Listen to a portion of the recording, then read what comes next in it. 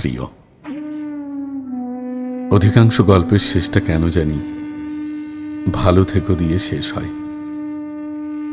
হয়তো বিদায়ের আগে মানুষ শেষবারের মতো একটা শুভকামনা রেখে যেতে চায়, কিন্তু আমি যতবার এই শব্দটা শুনেছি ততবার মনে হয়েছে এর ভেতরে একটা দূরত্ব লুকিয়ে আছে।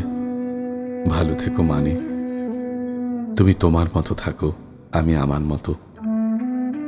তোমার সুখ দুঃখের গল্পে আমার আর কোনো অধিকার নেই, কিন্তু ভালো রেখো, এই দুটি শব্দের ভেতরে আমি অন্যরকম এক সম্পর্ক খুঁজে পাই।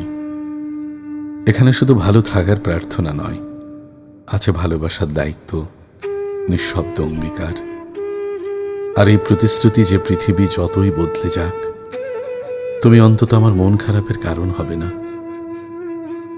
মানুষ কাউকে ভালোবাসতে পারে খুব সহজে, কিন্তু কাউকে ভালো রাখতে পারে না সবাই।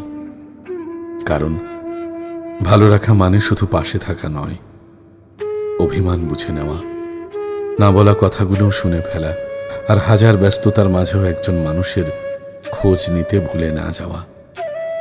ভালো রাখা মানে কারো চোখের জল হওয়ার আগে তার হাসির কারণ হয়ে ওঠা। তাই যদি কোনোদিন আমাদের গল্পেরও শেষ অধ্যায় লেখা হয়, আমি চাই না তুমি আমাকে শুধু ভালো থেকো বলে বিদায় দাও।